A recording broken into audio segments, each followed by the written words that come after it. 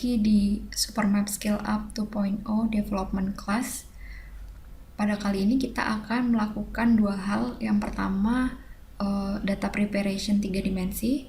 Yang kedua, publish 3D scene menggunakan Supermap iServer. Nah, untuk data yang kita pakai ada dua. Yang pertama, shapefile building. Ini sebelumnya sudah pernah kita proses ya di preparation data yang 2 dimensi. Lalu kita juga akan menggunakan data CSV building yang memuat informasi SMID, height, informasi jumlah pria, wanita, dan jumlah total. Jadi ada sekitar 4 kolom tambahan ini yang selanjutnya akan kita attach ke data building kita supaya nanti kita bisa buat 3D scene dengan thematic map. Langsung saja kita masuk ke iDesktop. Pertama-tama kita akan buat data source baru.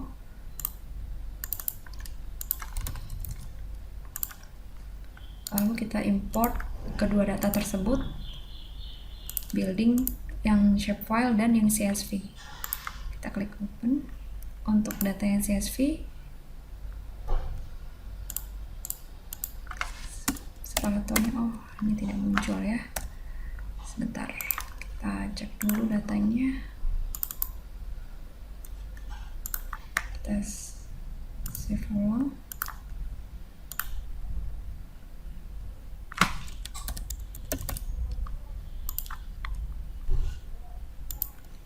Kita import lagi di data source yang sudah kita buat.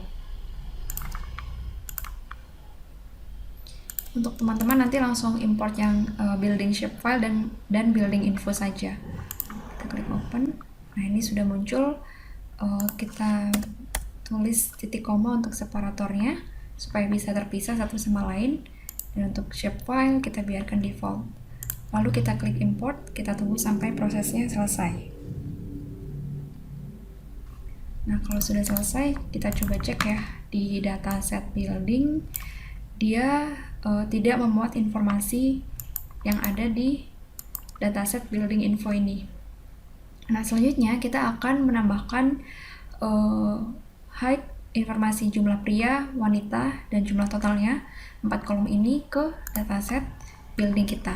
Karena ini datanya yang building info ini dia bukan data spasial ya, tapi dia menyimpan informasi user SMID ini yang sama dengan SMID yang ada di data spasial kita, building dataset shapefile. Nah, untuk melakukannya kita bisa ke data. Di sini ada append column. Kita pilih target datanya adalah dataset building, join fieldnya menggunakan SMID di dataset building, source datanya building info, join fieldnya SM user ID. Atau yang SMID juga sama saja ya, karena isinya angka urut 1 sampai 27189 ini. Nah, append fieldnya kita pilih hanya height, pria, wanita, dan jumlah. Jadi 4 kolom ini saja. Lalu kita klik OK. Jika sudah selesai, kita cek lagi, kita close dulu, kita cek lagi di dataset building. Nah, di sini sekarang sudah muncul ada height, pria, wanita, dan jumlah. Jadi nanti kita akan refer ke jumlah supaya bisa membuat thematic map dan refer ke height untuk extrude building dataset kita supaya kita bisa visualisasikan secara 3D.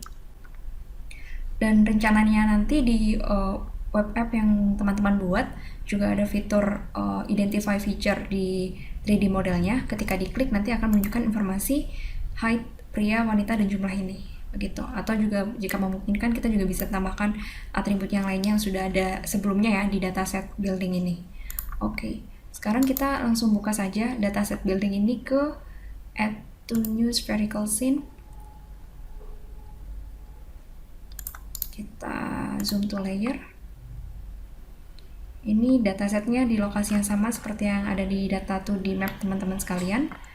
Nah, untuk extrude kita tadi sudah menambahkan field height. Jadi langsung saja kita ke style settings. Di sini altitude mode-nya kita pilih yang absolute dan leaf height-nya adalah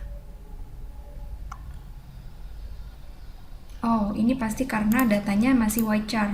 Jadi kalau teman-teman cek di sini walaupun sudah ada kolom height, tapi jika dicek lebih lanjut, tipe datanya masih white char. Nah, ini kita harus ganti menjadi tipe data yang angka, misalnya double.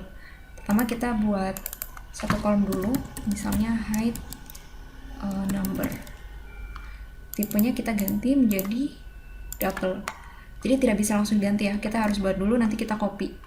Lalu kita klik apply. Nah, di sini kita klik kanan, update field, lalu operationnya kita pilih yang single field karena kita akan merefer ke salah satu field yang lain untuk mengupdate field ini. Lalu kita pilih operation fieldnya adalah height. Yang height ya, kita klik apply. Maka isinya akan sama dengan yang ada di height, namun perbedaannya height number ini dia sudah memiliki tipe data double, bukan white char. Jadi nanti bisa digunakan sebagai acuan untuk extrude data kita gitu. Kita ke style setting, di building style setting, altitude mode yang sudah absolute, kita pilih leave height-nya adalah height number. Oke, sekarang sudah muncul ya tingginya, sudah berhasil di extrude. Ini memang ada banyak sekali data, tadi ada 20.000 lebih data. Dan ini data ketinggiannya dummy ya, jadi tidak sesuai dengan aslinya. Kalau teman-teman mau riset lebih lanjut dan diupdate, tentu saja sangat dipersilahkan. Nah, selanjutnya kita akan membuat thematic map untuk 3D scene kita. Caranya sama seperti untuk data 2 dimensi. Jadi kita klik kanan pada layer yang akan kita buat thematic mapnya. Kita klik create thematic map, kita pilih range map karena kita akan membuat peta tematik berdasarkan informasi jumlah penghuni di tiap gedung yang tersimpan di field jumlah. Nah, kita klik yang default, lalu klik OK. Oke, nah sekarang belum muncul karena kita belum setting di sini. Range expression yang kita pilih adalah jumlah. Lagi-lagi harus dalam field yang dia berupa tipe angka. Sedangkan tadi jumlah masih dalam white char. Jadi kita update dengan proses yang sama seperti tadi. Kita buat kolom baru, jumlah, number, tipe datanya double, klik apply. Lalu di sini kita update field, single field, kita pilih yang jumlah, lalu klik apply, close. Nah, sekarang sudah sama ya seperti yang ada di field jumlah, namun tipe datanya sudah angka double. Oke, kita balik lagi ke sini. Tadi kita mau buat thematic map, kita klik layernya, layer thematic mapnya. Kita bisa klik kanan lalu modify thematic map atau langsung ke tab thematic mapping di sini. Untuk range expression kita akan pilih yang jumlah. Yang tadi metodenya ini disesuaikan dengan distribusi data. Nah, setelah saya cek untuk data kita ini dia baiknya menggunakan yang standard deviation interval. Jadi nanti mungkin teman-teman bisa buat histogramnya terlebih dahulu untuk mengetahui sebaran datanya, lalu pilih metodenya menyesuaikan dengan sebaran datanya supaya hasilnya tidak bias. Oke, selanjutnya ini ada pilihan label format. Ini sama saja, boleh yang 0 sampai 100 atau yang 0 kurang dari X kurang dari 100 seperti ini. Ini hanya untuk labeling saja. Nah, untuk warna, teman-teman juga bisa ganti. Baiknya untuk range map kita menggunakan warna gradasi ya. Gradasi dari oranye muda ke oranye tua, merah muda ke merah tua, dan yang lainnya. Nah, untuk sekarang saya akan biarkan default saja. Saya pilih yang warna oranye. Lalu ini range-nya saya juga akan biarkan default. Sekarang sudah selesai nih, kita sudah membuat range map untuk data 3D kita. Sekarang kita akan tambahkan tekstur untuk 3D bangunan kita. Caranya bisa ke style setting, di sini ada tekstur setting, kita pilih, lalu di teksturnya kita pilih gambar. Jadi kita bisa menggunakan gambar untuk menjadi tekstur data 3D kita. Di sini saya punya site file, yang akan menjadi set texture. Untuk setting tilingnya saya biarkan default saja. Nanti dia akan berubah seperti ini. Jadi sudah ada tekstur di samping ya. Kalau teman-teman mau tambahkan yang top juga boleh, silahkan.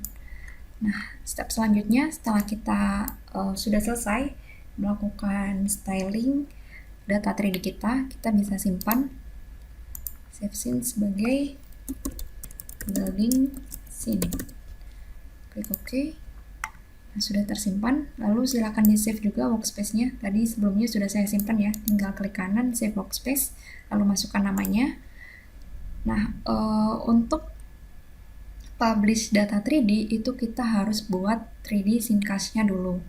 Jadi ini pertama kita close, kita save yang paling terakhir, perubahan paling terakhir, lalu kita klik kanan di building scene ya. Di sini ada create scene cache. Kita pilih. Untuk setting yang perlu diubah hanya di bagian compress, scene name, dan cache path-nya saja. Untuk yang lainnya kita biarkan default saja untuk saat ini. Nah, compression tab-nya sebenarnya kita akan menggunakan DXT yang default karena kita akan bawa 3D scene kita ini ke terminal web browser dan desktop. Jadi kita pakai yang DXT. Nanti kalau teman-teman ada keperluan ingin migrate data 3D-nya ke mobile, mungkin itu pilih yang ETC. Namun karena kita akan bawa ke web browser, jadi kita pilih yang DXT. Scene name-nya juga saya biarkan default, dan cache path-nya saya pilih yang sama dengan tempat penyimpanan scene ini. Jadi scene ini tuh tersimpan di sample scene folder ini. Jadi untuk scene cache-nya juga akan saya simpan di sini. Klik OK, lalu klik generate. Kita tunggu beberapa saat.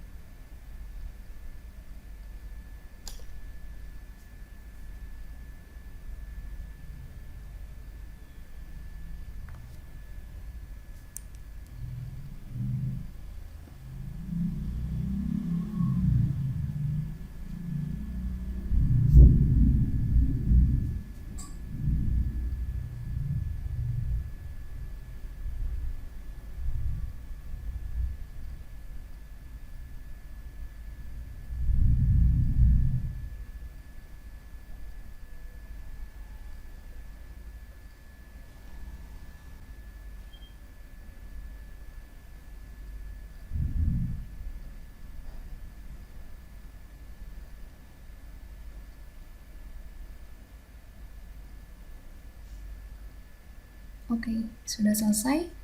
Nah, untuk cek hasil cache-nya, kita bisa buka hasilnya di iDesktop ini juga. Jadi kita close dulu workspace yang saat ini sedang aktif. Jadi teman-teman tadi kalau sudah selesai, itu akan menghasilkan satu folder bernama scene cache yang tadi sudah kita tulis di settingnya. Ini namanya building scene ya, tadi saya tulisnya.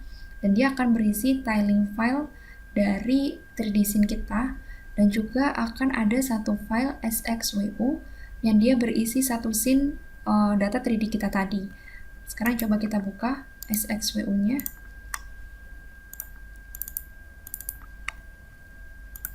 Nah, ini hanya ada satu scene saja hasil tilingnya. Kita buka. Dia akan mirip dengan data kita terakhir. Oke, sama ya. Nah, selanjutnya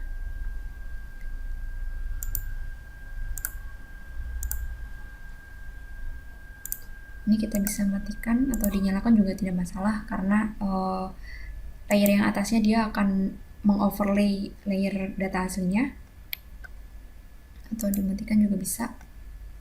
Lalu kita klik save scene, kita close, dan kita close workspace juga.